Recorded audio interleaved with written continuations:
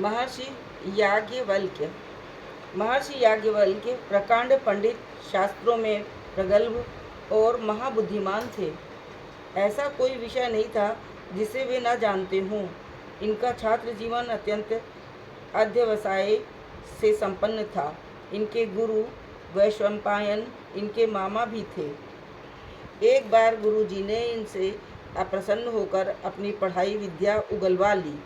तब याज्ञवल्क्य ने सोचा कि मैं कुछ ऐसी भी श्रुतियाँ प्राप्त करूं जो मेरे गुरुजी के पास भी न हों। इसके लिए इन्होंने सूर्य की उपासना की। सूर्य भगवान को प्रसन्न होना पड़ा। उनसे इन्होंने शुक्ल यजुर्वेद की 15 शाखाएं प्राप्त की। ये शाखाएं पृथ्वी के लोगों से अज्ञात थीं।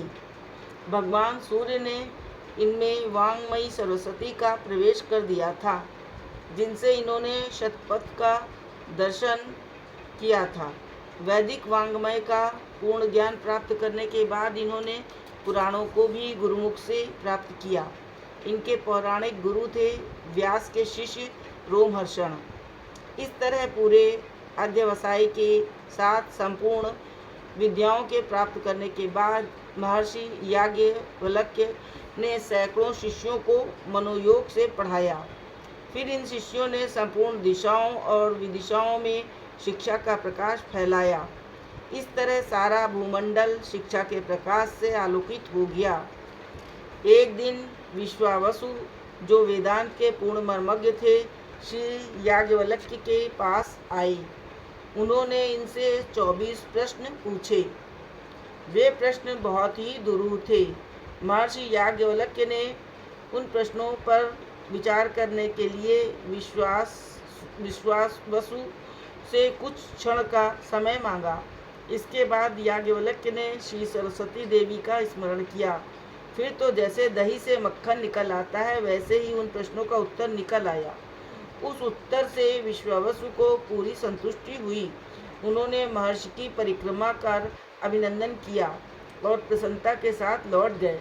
विश्वावसु शिक्षा प्रसार के बड़े पक्षपाती थे, इसलिए तीनों लोकों में घूम घूम कर उन्होंने इन गूढ़ रहस्यों को प्रसारित किया था। इस तरह महर्षि याज्ञवल्क्य ने सारे ब्रह्मांड में शिक्षा के प्रकाश को फैलाया था। इनकी कुछ शिक्षाएं।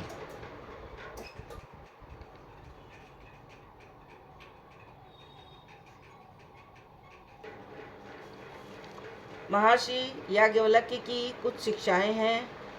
आत्मा ही सब कुछ है। जैसे नमक के डले में बाहर भीतर नमक ही नमक है, वैसे जगत और आत्मा में परमात्मा ही परमात्मा है। वस्तुतः जैसे नमक बाहर और भीतर के भेद से शून्य होता है, वैसे परमात्मा भी बाह्य अभ्यंतर भेद से शून्य है। सब परमात्मा ही परमात्मा है। इदम सर्व यदेव आत्मा। आत्मा और परमात्मा में कोई भेद नहीं है। वस्तुतः प्रिय ये आत्मा ही होता है। भ्रम से समझा जाता है कि पत्नी प्रिय है, पुत्र प्रिय है। हे मैत्री, ये निश्चय है कि पति के निमित्त पति प्रिय नहीं होता, अपितु अपने प्रयोजन के लिए ही पति प्रिय होता है।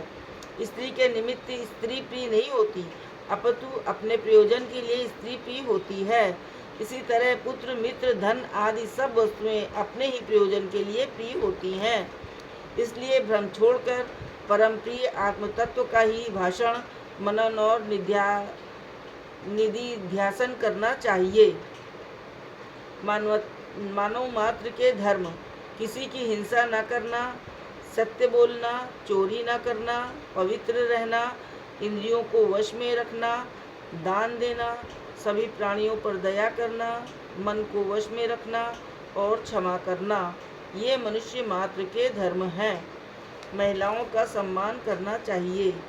पति, भाई, पिता, गोत्र के लोग, सास, ससुर, देवर और बंधुओं का कर्तव्य है कि ये लोग सब तरह से नारियों का सम्मान करें, केवल धर्म का आचरण करें, श्रुति और स्मृति के कथन के अनुसार चलें, मन, वचन और कर्म से यत्नपूर्वक धर्म का आचरण करें।